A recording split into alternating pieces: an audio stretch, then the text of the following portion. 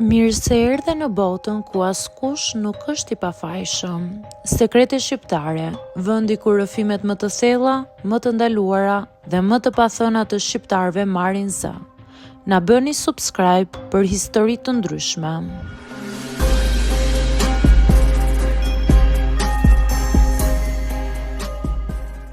Pash prindri duke kryer marrëdhënie intime, por nuk i tregova gjë.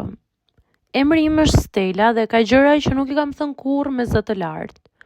Jo sepse nuk i mbaj mend, por sepse disa kujtime nuk rrinë rehat në fjalë, rrinë në trup, në mendje dhe në heshtje. Isha 16 vjeçe atëherë, një moshë ku nuk je më fëmijë, por nuk je as i rritur. Gjithçka ndihet më fort, më thellë dhe më ngatruar. Atë natë flija në dhomën e prindërve të mi. Ishte diçka e rrallë, por jo e pazakontë. Shtëpia ishte e ftohtë, soba ishte vetëm në dhomën e tyre dhe ata më kishin thënë të flija aty. U shtriva në anën time të shtratit, me shpinë nga ata duke u përpjekur të flija gjumë. Mbaj mend dritën e zbetë që vinte nga korridori dhe zhurmën e orës që bënte tik-tak ngadalë. Në fillim, gjithçka ishte normale. Frymarrje, heshtje, errësirë. Pastaj diçka ndryshoi. Nuk ishte një pamje e qartë, nuk ishte diçka që doja ta shija apo ta kuptoja. Ishte një ndjesi, një lëvizje, një afërsi mes tyre që unë nuk e kisha përjetuar kurrë më parë në atë mënyrë. Ata menduan se mua më kishte zënë gjumi dhe unë bëra sikur po flija. Trupi më ngri, nuk dija çfarë të bëja, nuk dija ku të shkoja. Mbylla syt fort sikur nëse nuk shija nuk do të ndodhte. Por po ndodhte dhe unë isha aty.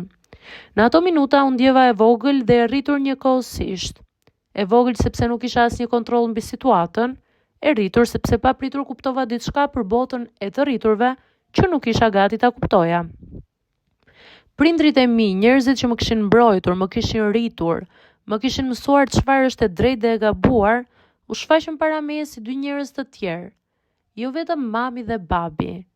Nuk lëviza, nuk kollita, nuk thash asgjë. Frymarrjen e mbaja sa më të rregullt që të mos e kuptonin që isha zgjuar. Në kokë më vërtiteshin mendime pa radhë. A duhet të iki? A duhet të flas? A jam unë gabim që jam këtu? Kur gjithçka mbaroi dhe dhoma u qetësua sërish, unë vazhdova të bëja sikur flija, edhe pse nuk fjeta për orë të tëra. Ditën tjetër u zgjova me një ndjesi shumë të çuditshme. Prindrit silleshin normalisht. Më pyetën se kisha fjetur mirë dhe i thash po. Dhe ajo po ishte gënjeshtra më e madhe. Ajo heshtja ime ishte e vetëdijshme. Nuk i thash askujt, as shoqes time të ngushtë, as vetes për një kohë të gjatë. U përpoqja ta shtyja atë kujtim në një cep të errët të mendjes time, por nuk u zhduk. Thjesht ndryshoi formë. Me kalimin e viteve, fillova të ndihesha në siklet në shtëpi. Fillova të shija prindrit ndryshe edhe pse i doja njësoj. Kishte një mur të padukshëm mes nesh, një sekret që vetëm unë e mbaja. Dhe ndonjëherë, kur i shija duke qeshur së bashku, më kthehej ndjesia e natës, ngërç në stomak. Me kalimin e kohës, kuptova se ajo që pash nuk ishte diçka e gabuar në vetvete. Ishte thjesht diçka që nuk duhej ta kisha parë. Por truri im adoleshent nuk e dinte këtë dallim aso kohe. E ruajti si tronditje dhe jo si informacion. Heshtja ime më mësoi diçka për veten. Sa shpesh zgjedhim të mos flasim, jo sepse nuk kemi zë, por sepse nuk dim si ta tregojmë. Dhe ndonjëherë të mos flasësh është mënyra e vetme për të mbijetuar emocionalisht. Sot që jam e rritur, e shoh vajzën 16 vjeçare me mëshirë dhe mirëkuptim.